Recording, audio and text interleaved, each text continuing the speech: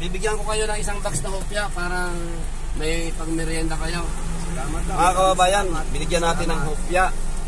Tsaka bibigyan natin ng konting cash. May raos man lang nila yung maghapon nila ngayon. Ito tayo, tanggapin po ninyo to. Salamat po. Salamat po sa inyo. Salamat. Pasensya na po kung barya-barya lang po yung binibigay natin. Ang gusto ko lang po, makaraos po kayo sa maghapon. Isang magandang araw mga kabayan. Medyo maulan yung umaga natin ngayon. So ito si Chef G, nag-iikot-ikot.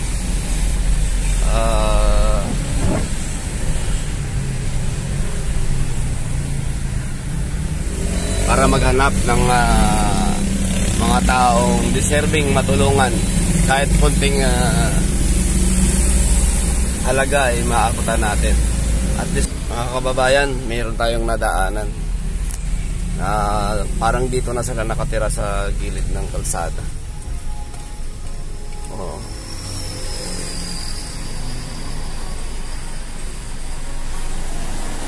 Parang dito na sila nagsasaing mga kabayan, no?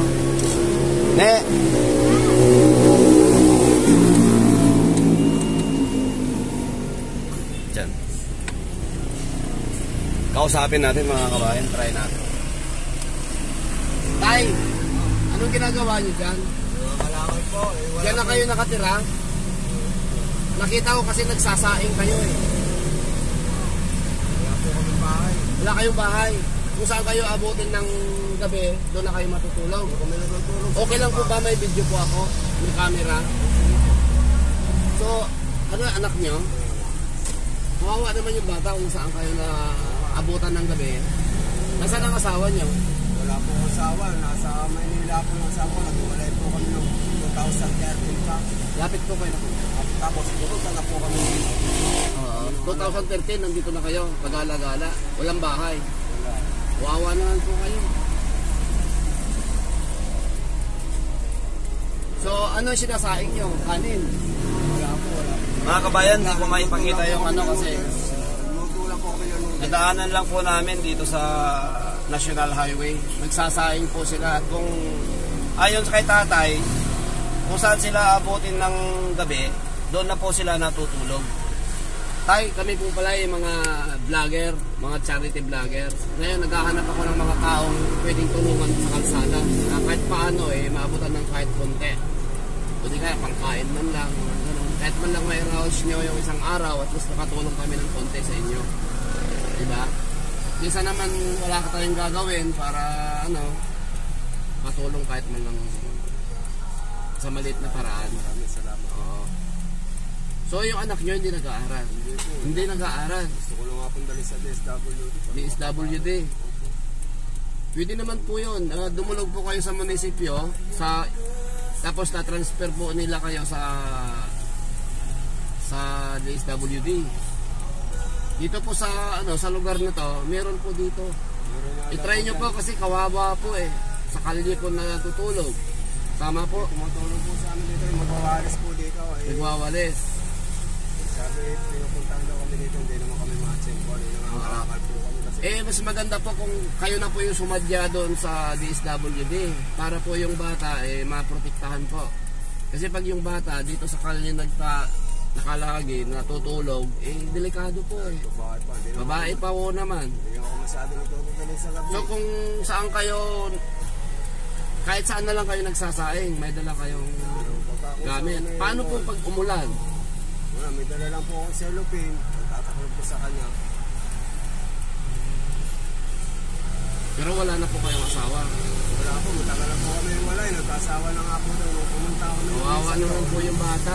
So yung mga kalakal po ninyo ay mga kahit ano lang na madadapot sa kalsada. Mga karton, plastic, Doon po kami galing, nakita namin na kanya sabi ko, ikutan mo. Tingnan natin kung anong kalagayan para baka sakaling makatulong tayo kahit konti. Wala po kami dito, pabalik-balik na po. Yan nga po dati, di ako pa nga po pinapaliguan yung anak ko, yung maliit pa yan, isang taon. Dito, ilang taon siya nung pag-alagala kayo dito? Sa kalahati pa lang po. Sa kalahating taon, nandito na kayo sa kalye. Sa Santa Rosa. Sa loob ng mahabang Santa Rosa. mahabang panahon, hindi po kayo dumulog sa DSWD? Ngayon lang po, kasi inisip ko po mag-aaral. Ay, seryosohin nyo po yung sa DSWD para hindi po ano yung anak nyo. Para maprotektahan po siya doon, para hindi siya natutulog sa kalsada, no? Eh, malamig sa gabi, umuulan, maraming lamok. Eh, paano po yun? Wala, nahirap nga po. Wala naman kami magawa, wala kami tao. So, ganun na lang po tayo, no? Bibigyan ko kayo ng isang box na hopya para may pangmerienda kayo. Salamat lang. Mga kababayan, binigyan natin ng hopya. Tsaka bibigyan natin ng konting cash. May raos man lang nila yung maghapon nila ngayon. Ito tayo, tanggapin po ninyo to. Salamat po. Salamat po sa inyo. Salamat. Oo. Pasensya na po kung Tulong nga po rin sa amin. barya-barya lang po yung binibigay natin. Pang malaki tulong. Ang gusto ko lang po, makaraos po kayo sa maghapon na hindi po kayo magutom, no? So, mga kababayan, binigyan po natin ng isang box na hopya at kunting pera.